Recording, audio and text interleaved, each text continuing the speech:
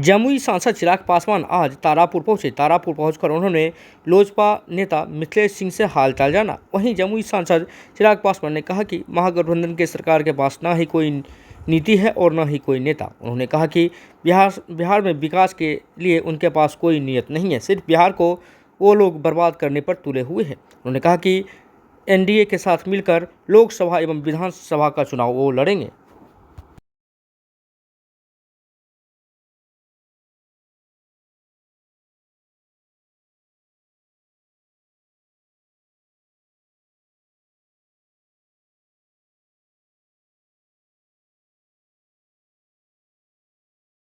मंत्री रहेंगे। बिल्कुल, इसमें कहीं कोई शक नहीं, उसमें कहीं कोई संदेह नहीं है। और मैं इसलिए नहीं कह रहा क्योंकि मैं इस गठबंधन का हिस्सा हूँ। आज जब आप विपक्षी दलों के इस गठबंधन को आप देखें, ना उनके पास नीति है, ना उनके पास नेता है, ना देश के विकास की नीयत है उनके पास। और ये तमाम बातें मैं इस आधार पर कह रहा हूँ क्योंकि तीन बार उस गठबंधन की बैठकें हो चुकी हैं।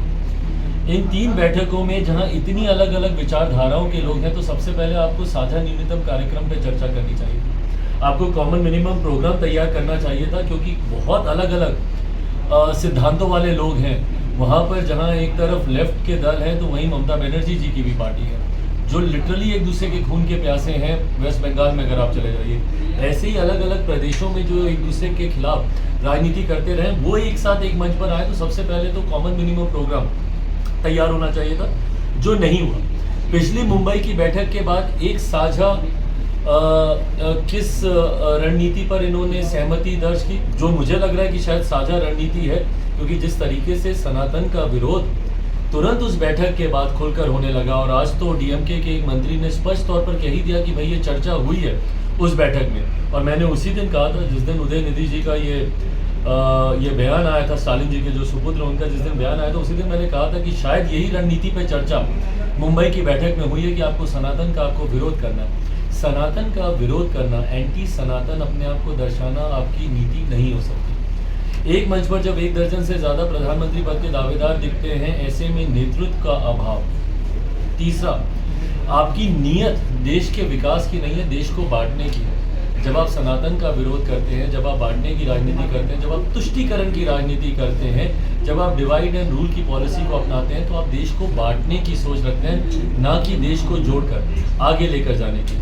तो एक ऐसा गठबंधन जिसके पास ना नेता, ना नीति, ना नीयत, तीनों चीज़ें नहीं हैं, उस गठबंधन को भला क्यों देश की जनता स्वीकार करेगी। ऐसे में एक तरफ हमारे प्रधानमंत्री जी की जो कार्यशैली रही है, जो उनका कार्यकाल पिछले 9 साल का रहा, उसमें देश की जनता का विश्वास बढ़ा ही है, तभी 14 से बड़ा जनादेश 19 में हम लोग को देखने को मिला।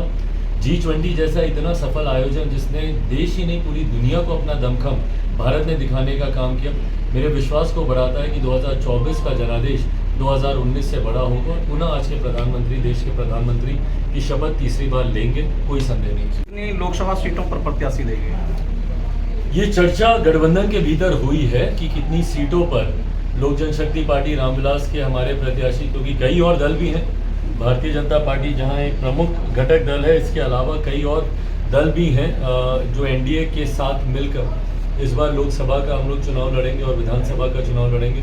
मुझे लगता है एक बार सबके साथ बातचीत हो जाए, उसके बाद ही इसको सार्वजनिक करना उचित होगा। बट इतना जरूर है कि बातचीत गठबंधन के भीतर हम लोग। सर, भारत और हुआ, कौन पार्टी वहां से चुनाव लड़ेगी?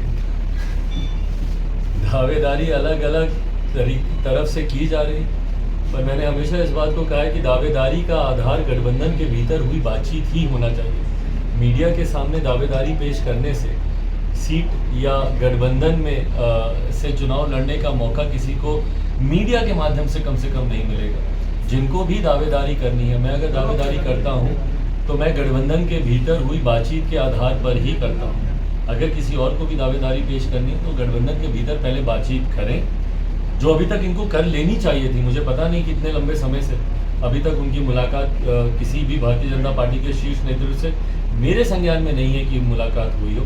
पर जब तक गठबंधन के भीतर बातचीत नहीं होती, तब तक मीडिया के सामने दावेदारी पेश करने का कोई औचित्य नहीं है।